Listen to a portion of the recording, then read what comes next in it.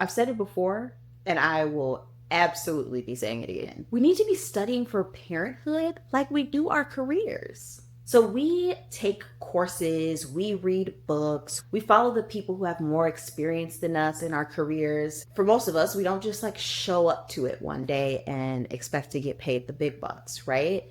There's a whole lot of preparation. Why don't we do that with parenthood? And if like we want to show up to parenthood feeling healthy and resourced and being intentional with our kid, we might want to be intentional about our pre-work as well. So here are my top resources for preconception. A bunch to read, a few to follow, and a couple to listen to. So let's start off with the biggest category, and that's a bunch to read. If you've been following me for any length of time, you know that I'm obsessed with Real Food for Fertility by Lily Nichols and Lisa Hendrickson-Jack. This is my number one, my holy grail. It is so filled with information, filled with support, with the whys, not just the whats. And the thing I love the most is that it does not live in the world of pathology. It doesn't assume something is already wrong with you. It educates on the whys and the hows of how nutrition affects the development of eggs and sperm. And then it leans into how you can make the healthiest choices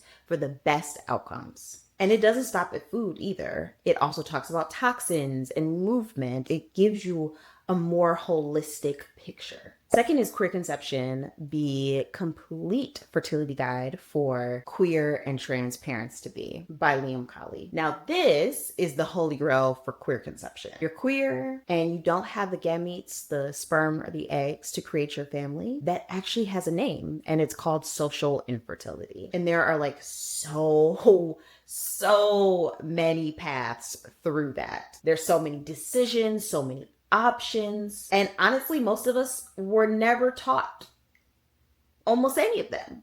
So this book actually walks you through your options and how to navigate those options in a way that is really whole and complete. The third book that I would say had one of the biggest impacts on me in this preconception process was 9 Months is Not Enough, the ultimate pre-pregnancy checklist to create a baby-ready body and build generational health by Alexandria DeVito. If you've been around or you've been on my social media, you have more than likely hear me talk about this concept of generational health. And when I tell you I read that on the cover and was immediately blown away, was like, oh, of course, you are passing down more inheritances than a financial one. If you even got a financial one, you are passing down an inheritance of health that is both not just genetic, but epigenetic as well. And I'm not going to get into the whole science of epigenetics right now because I'm not a scientist, but go ahead and look that up because it is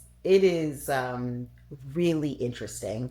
And if you are really curious about it, I could do a little deep dive. Just let me know in the comments. Now, I'll tell you this book has a very different voice than Real Food for Fertility. It's like a little bit salesy and a little bit preachy. And so just a fair warning if you're going into that, because it can be a little off-putting. And the truth of the matter is it was off-putting to me and I did not finish that book. But the takeaway of utilizing the preconception phase to address underlying root cause issues in your health and to show up your nutrient stores so that you can pass down the most optimal resources is absolutely invaluable. And then there's a couple honorable mentions on this list. The first three I would say are like the ones to go to. There is a book called Functional Maternity by Sarah Thompson. This is a great resource if you are dealing with some infertility or a very specific ailment, and it walks you through the science of that and how to move through it. My critique of this book is that it is extremely dense and very scientific. So it's like a nice reference, not a beach read. And then lastly for our books is Awakening Fertility by Heng. This is the person who also wrote the very, very popular postpartum book, The First 40 Days. This book draws on O's history and heritage with traditional Chinese medicine and really focuses on tending to the trying to conceive mind and body. One thing I really like about this book is that it has a lot of recipes that are super useful. And a quick caveat about all of these books minus Preconception is that all of them are written for cisgendered people and pretty much for straight people as well. There might be a little blurb or paragraph in the introduction that's like, we use these pronouns and we use the language of husband, but please, hopefully you see yourself in this regardless. And my biggest critique is like, I can see myself if you use a more gender inclusive language. That's when I can see myself, right? Obviously, as a cisgender woman myself, the she, hers is not dysphoric to me. However, if those were not my pronouns, that wouldn't feel welcoming, right? So this is also my little call out to people who are writing fertility books and things like that, is to use a more inclusive language. It's actually as easy as writing she and her or he and him. Just put the they and them. Okay. All right. Now let's move to a few to follow. So these are accounts that I follow on Instagram. I am not on TikTok, so I don't follow people on TikTok. So if you have TikTok references or people that you're like, this person would be great or has really great content, go ahead and put them in the comments below. I do have to make a note though. The holistic and functional wellness side of my Instagram, and specifically in the niche of preconception, skews so extremely white and questionably conservative. I have the darndest time trying to find Black, femme, queer folks talking about functional wellness, talking about preconception. Functional wellness is a lot easier. I mean, it's easier, but specifically preconception, my goodness, there's honestly not that many people on the internet talking about it in general. So then getting into wanting to have, representation is even harder, which is the reason I started this channel. So I say that to say that this list is not in alignment with what I really want to showcase necessarily fully on this channel and the diversity of that. But these are some accounts that I follow, that I love, and so I'm sharing them with you. There are two exceptions to this little caveat. The first is the Pregnant Together community. If you need the links to these, either down below. But they are an amazing group of folks who are sharing content on queer family building resources, and honestly, just being able to see queer families on your timeline is so important. And I follow a lot of queer families just for that alone. I just want to see people who look and live like me.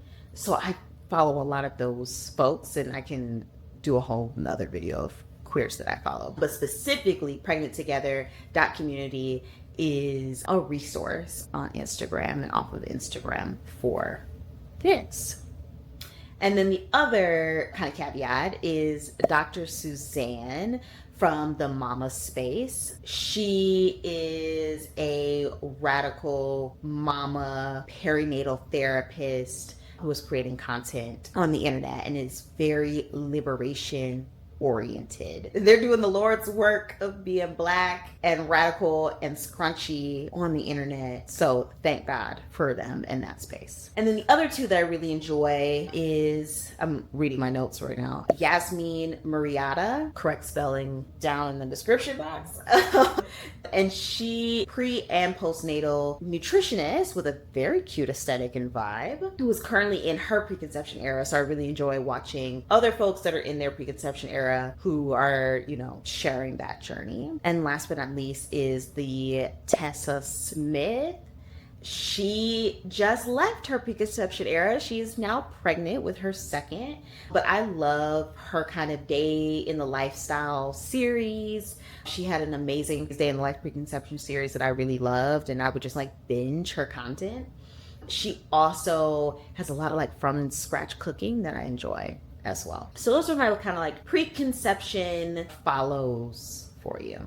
And then last but not least, a couple of things to listen to, and I gotta say they're very biased. So if reading isn't your thing and scrolling on the interwebs isn't your thing, you can pop a podcast in and listen while you're driving and washing the dishes and doing all the things. And Kinfolk Unscripted has you covered. If you do not know, I started a podcast with my beloved and my cousin and best friend, Chanel McFarlane's, and we share all things Black and queer family building, parenting, wellness, very similar to the ethos of this channel, but in podcast form.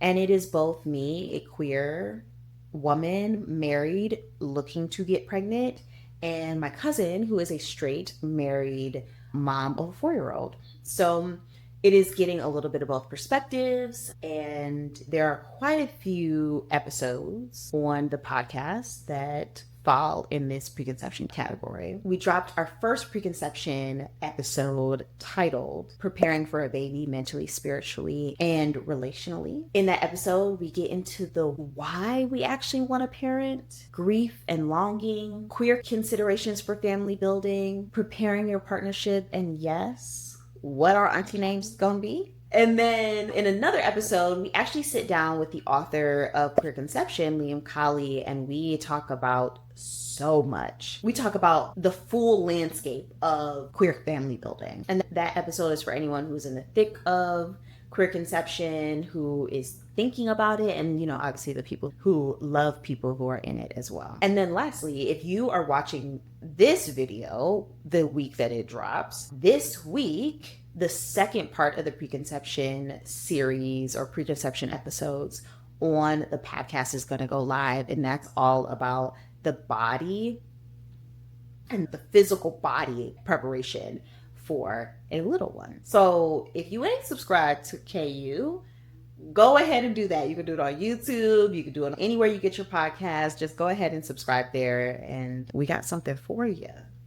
And then obviously, I am not an expert. I'm just a person that is searching and sharing what it is that I'm searching. And what that has looked like is doing my readings, doing my followings, doing my listenings to other experts in this field and people who are also on the same journey. I really hope this was helpful. If there are resources that you have found that are helpful, please let me know in the comments.